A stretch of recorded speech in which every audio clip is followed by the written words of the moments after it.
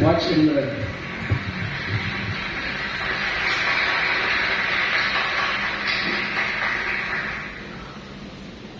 Before this becomes a different kind of talk. Alright, I want to see a show of hands. How many of you have unfriended someone on Facebook because they said something offensive about politics or religion, childcare, food? And how many of you know at least one person that you avoid because you just don't want to talk to them? You know, it used to be that in order to have a polite conversation, we just had to follow the advice of Henry Higgins and My Fair Lady, stick to the weather and your health. But these days, with climate change and anti-vaxxing, those subjects are not safe either. So this world that we live in, this world in which every conversation has the potential to devolve into an argument, where our politicians can't speak to one another, and where even the most trivial of issues have someone fighting both passionately for it and against it, it's not normal. Pew Research did a study of 10,000 American adults, and they found that at this moment we are more polarized, we are more divided than we ever have been in history. We're less likely to compromise, which means we're not listening to each other. And we make decisions about where to live, who to marry, and even who our friends are going to be based on what we already believe. Again, that means we're not listening to each other. A conversation requires a balance between talking and listening, and somewhere along the way we lost that balance. Now, part of that is due to technology, the smartphones that you all either have in your hands or close enough that you can grab them really quickly.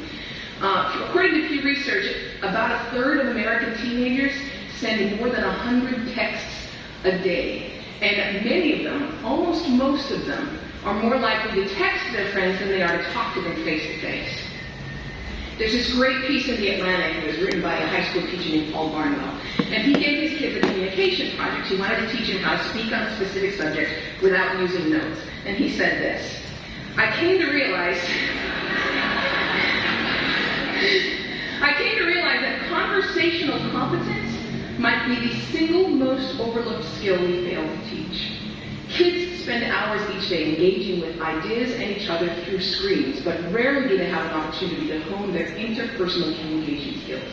It might sound like a funny question, but we have to ask ourselves, is there any 21st century skill more important than being able to sustain coherent, confident conversation? Now, I make my living talking to people. Nobel Prize winners, truck drivers, billionaires, kindergarten teachers, heads of state, plumbers. I talk to people that I like. I talk to people that I don't like. I talk to some people that I disagree with deeply on a personal level. But I still have a great conversation with them. So I'd like to spend the next 10 minutes or so teaching you how to talk and how to listen. Many of you have already heard a lot of advice on this. Things like look a person in the eye, think of interesting topics to discuss in advance, nod and smile to show that you're paying attention. Repeat back what you just heard or summarize it. So I want you to forget all of that. It is crap. There is no reason to learn how to show you're paying attention if you are in fact paying attention.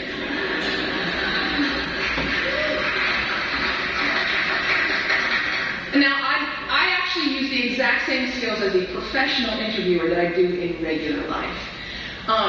So, I'm going to teach you how to interview people, and that's actually going to help you learn how to be better conversationalists. Learn to have a conversation without wasting your time, without getting bored, and please God, without offending anybody.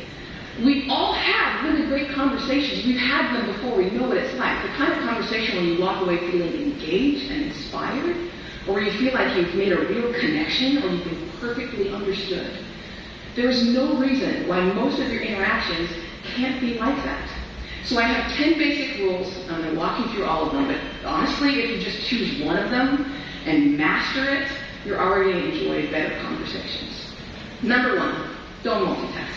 And I don't mean just set down your cell phone or your tablet or your car keys or whatever's in your hand. I mean, be present. Be in that moment. Don't be thinking about your argument you have with your boss. Don't be thinking about what you're going to have for dinner. If you want to get out of the conversation, get out of the conversation. But don't be half in it and half out of it. Number two, don't pontificate. If you wanted to state your opinion without any opportunity for response or argument or pushback or growth, write a blog. Now, there's a really good reason why I don't allow pundits on my show, because they're really boring.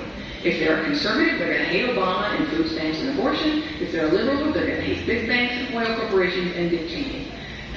Totally predictable. And you don't want to be like that. You need to enter every conversation assuming that you have something to learn.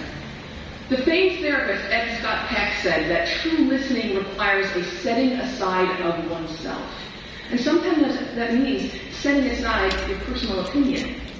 He said that sensing this acceptance, the speaker will become less and less vulnerable and more likely to open up the inner recesses of his or her mind to the listener. Again, assume that you have something to learn. Bill Nye, everyone you will ever meet knows something that you don't. I put it this way: everybody is an expert in something. Number 3, use open-ended questions. In this case, take a cue from journalists. Start your questions with who, what, where, when, why, or how. If you put in a complicated question, you're going to get a simple answer out. If I ask you, were you terrified? You're going to respond to the most powerful word in that sentence, which is terrified. And the answer is, yes, I was, or no, I wasn't. Were you angry? Yes, I was very angry. Let them describe it. They're the ones that know. Try asking them things like, what was that like? How did that feel?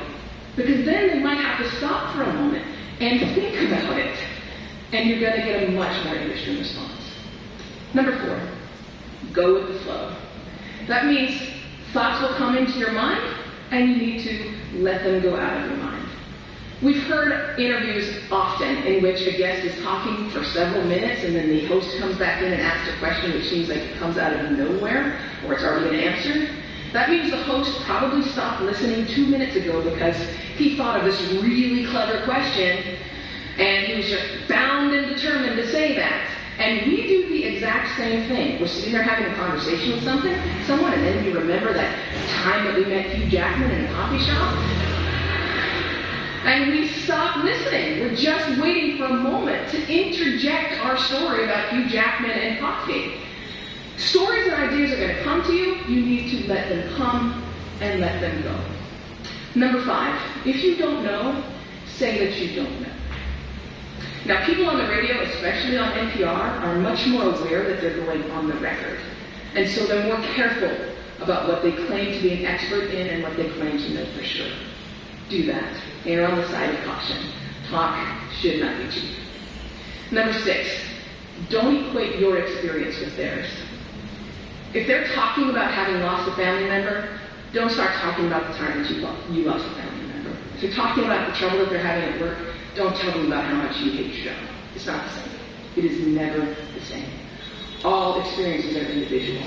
And more importantly, it is not about you. You don't need to take that moment to prove how amazing you are or how much you've suffered. Somebody asked Stephen Hawking once what his IQ was, and he says, I have no idea. People who brag about their IQs are losers. Conversations are not a promotional opportunity. Number 7, try not to repeat yourself. It's condescending and it's really boring. And we tend to do it a lot, especially in work conversations or in conversations with our kids. We have a point to make, so we just keep rephrasing it over and over. Don't do that. Number 8, stay out of the weeds. Frankly, people don't care about the years, the names, the dates, all those details that you're struggling to come up with in your mind. They don't care. What they care about is you. They care about what you're like, what you have in common. So forget the details. Leave them out. Number 9, this is not the last one, but it is the most important one. Listen. I cannot tell you how many really important people have said that listening is perhaps the number one most important skill that you can develop. Buddha said, and I'm paraphrasing, if your mouth is open, you're not learning. And Calvin Coolidge said, no man ever listened his way out of a job. Why do we not listen to each other? Number 1, we'd rather talk. When I'm talking, I'm in control. I don't have to hear anything I'm not interested in. I'm the center of attention. I can bolster my own identity. But there's another reason. We get distracted. The average person talks at about 225 words per minute, but we can listen at up to 500 words per minute. So our minds are filling in those other 275 words. And look, I know it takes effort and energy to actually pay attention to someone. But if you can't do that, you're not in a conversation. You're just two people shouting out barely related sentences in the same place. You have to listen to one another. Stephen Covey said it very beautifully. He said, most of us don't listen with the intent to understand. We listen with the intent to reply. One more rule, and number 10, and it's this one. Be brief.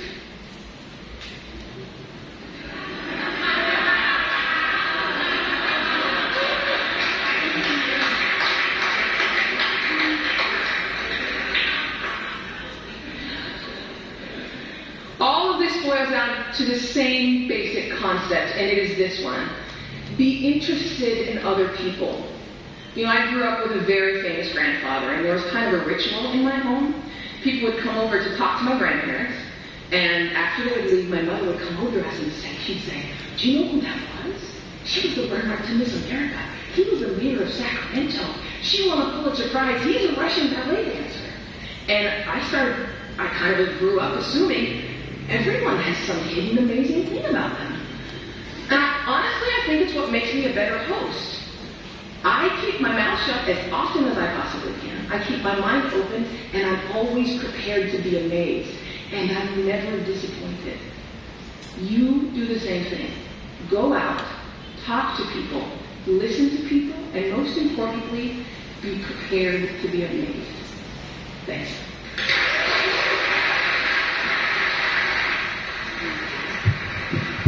Ganda ba? Dinig nyo dyan, hanggang dyan, dinig nyo. Okay? Isa-isayin natin ngayon yung mga pointers, yung mga takeaways ninyo. Gaganda. Sir, paki-type mo isa-isa yung sasagot nila, ha? Yes, edit portion. Next slide ko lang, next slide mo. Isa-isayin natin. Para ma-recall natin talaga. Yung next mo lang. Yan. Review. How to have a good conversation. Number 1. Ano pinakauna yung natutunan? Listen, so ulihan yun eh. Wala ko na. Don't multitask. Pakilagay mo nga dyan, sir. Don't multitask. Escape mo muna. Yan, escape mo para ma-type mo. Yan. Don't multitask. Second.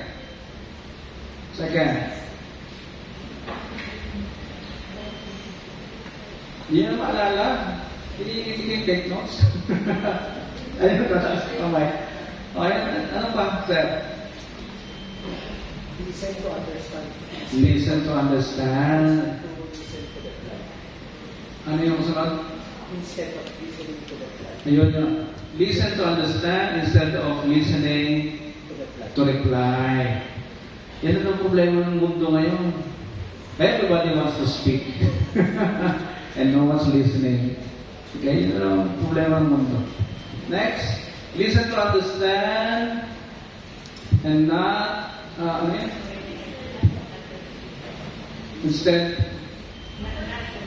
not to reply. Ano ulit? Listen to understand. Okay. Last part na siya. What else? Sampu yung binigay niya, di ba? Sampu din yung binigay ko. Magkakalapit, di ba? Magkakamukha. Ano pa? Dali pa ako kami rin na kayo.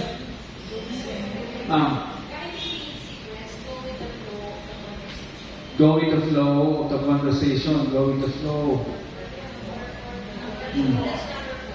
Number 4 daw, so number 4. O may utang kayo, 2 sa 3, wala.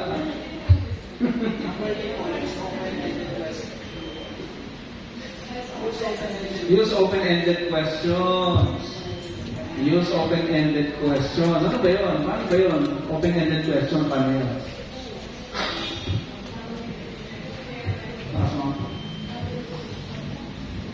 W